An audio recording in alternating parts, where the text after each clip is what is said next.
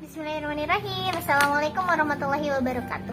Nah teman-teman, kembali lagi dengan Nadila Zafiratul Adni. Nah dalam video kali ini Nadila akan menjelaskan beberapa jawaban dari pertanyaan ujian tengah semester mata kuliah manajemen penanggulangan bencana.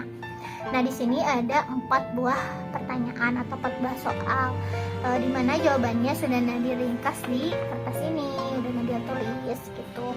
Nah langsung aja ya kepada soal pertama, disimak ya teman-teman untuk jawabannya.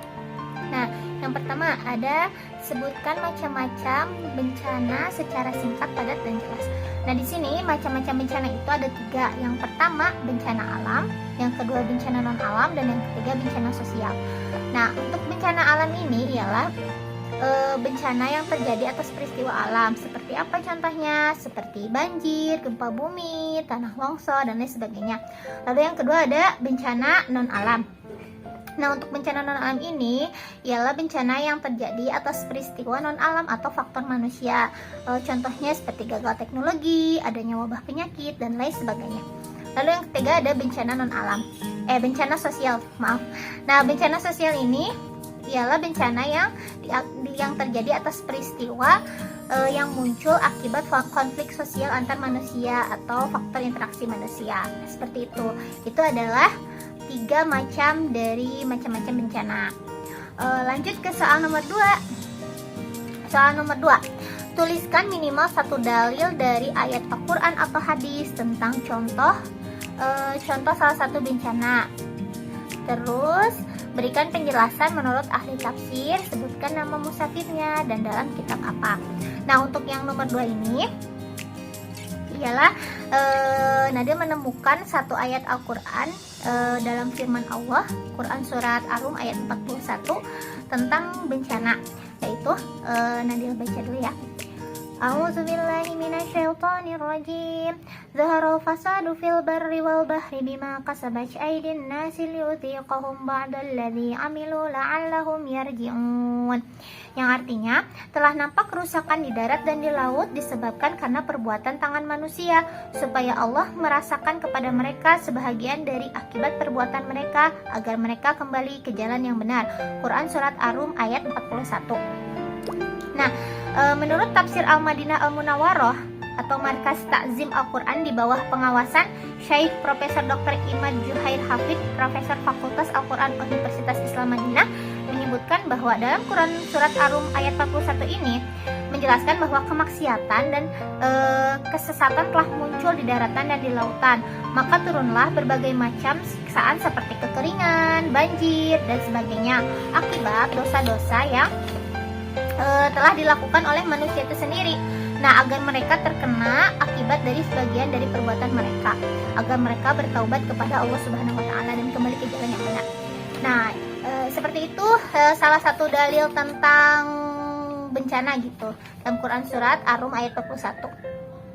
Kemudian lanjut untuk pertanyaan yang ketiga, yaitu jelaskan urgensi dari mitigasi bencana dan bagaimana cara seorang muslim menyikapi bencana.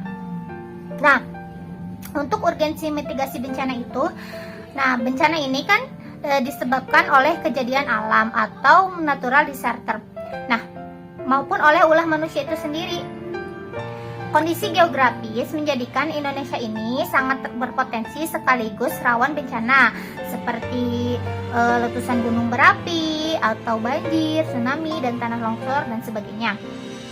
Untuk itu, pendidikan dan mitigasi bencana ini sangat penting, menjadi elemen penting untuk mengurangi risiko bencana.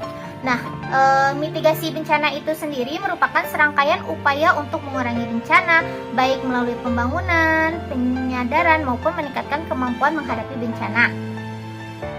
Bentuk urgensi dari mitigasi bencana itu diantaranya ada 2, dalam mitigasi struktural dan dalam mitigasi non struktural. Nah, dalam mitigasi struktural ini contohnya membuat cek dam, bendungan, tanggul sungai, rumah tahan gempa, dan lain sebagainya. Nah, lalu dalam mitigasi non struktural ini ada pelatihan, peraturan undang-undang, dan sebagainya. Lalu adapun cara seorang muslim menyikapi bencana ini bagaimana sih? Nah, ada 2 langkah bagi seorang muslim ini dalam menyikapi suatu bencana. Langkah pertama itu langkah preventif atau pencegahan, yaitu sebelum terjadinya bencana, dan yang kedua adalah langkah kuratif atau pengendalian, serangkaian proses untuk pemulihan setelah bencana.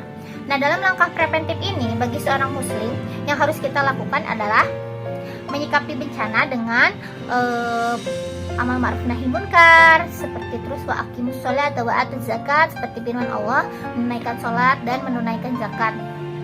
Lalu kemudian berzikir, ingat selalu Allah, lalu kemudian sabar dalam ketaatan dan lain sebagainya. Nah, lalu adapun bagi kita sebagai makhluk sosial gitu, untuk menyikapi suatu bencana ini, diantaranya ada beberapa kegiatan yang harus kita lakukan. Yang pertama, memberikan penyuluhan kepada masyarakat. Lalu kedua, membuat rumah atau bangunan yang kuat dan tahan gempa atau banjir dan lain-lain. Dan yang ketiga ada memetakan daerah atau kawasan rawan bencana. Lalu yang kedua ada langkah kuratif. Nah, langkah kuratif. Nah, bagi seorang muslim ini langkah kuratif sederhana yang bisa kita lakukan adalah sabar dalam menyikapi bencana ini gitu. Kita harus sabar, lalu kemudian minta ampun kepada Allah, beristighfar gitu. Dan karena tidak lain dan tidak bukan bencana ini kan akibat faktor ulah manusia itu sendiri. Nah, lalu kemudian kegiatan-kegiatan lain yang mesti kita lakukan ada tanggap darurat atau bantuan darurat, pemulihan, rehabilitasi, dan rekonstruksi. Nah, yang terakhir teman-teman, berikan penjelasan pentingnya manajemen penanggulangan bencana. Nah, ini seperti yang dilihat ya. Di sini ada konsep terjadinya bencana, ada ancaman bencana atau hazard, lalu kemudian ada kerentanan. Nah, ini timbal balik lalu menghasilkan resiko bencana. Nah, dari resiko bencana ini ada pemicu maka terjadinya bencana. Nah, maka pentingnya manajemen penanggulangan bencana ini ialah karena Indonesia ini sebagai salah satu negara yang rawan terjadi bencana, diperlukan upaya penanganan bencana yang tepat dan cepat, tanggap dalam melayani masyarakat, serta diperlukan koordinasi baik secara struktural maupun organisasi gitu. Nah, kenapa manajemen penanggulangan bencana ini penting? Karena ia adalah suatu proses perencanaan yang terencana yang dilakukan untuk mengelola bencana dengan baik dan aman. Pun serangkaian upaya meliputi penetapan kebijakan pembangunan yang berisiko timbulnya bencana, kegiatan pencegahan bencana, tanggap darurat, dan rehabilitasi. Nah, seperti itu mungkin kurang lebihnya jawaban dari soal-soal ujian tengah semester mata kuliah manajemen penanggulangan bencana. Maaf ya teman-teman. Nah, sekian yang bisa saya sampaikan. Mohon maaf bila ada kesalahan dan kekurangan. Ditutup saja dengan doa. Rabbana atina fid dunya hasanah wa fil akhirati hasanah wa qina adzabannar. Wassalamualaikum warahmatullahi wabarakatuh. Dadah. Oh iya, sekali lagi mohon maaf sebelumnya pencahayaannya agak kurang karena memang di sini langitnya sedang gelap dan sedang turun hujan. Terima kasih. Dadah.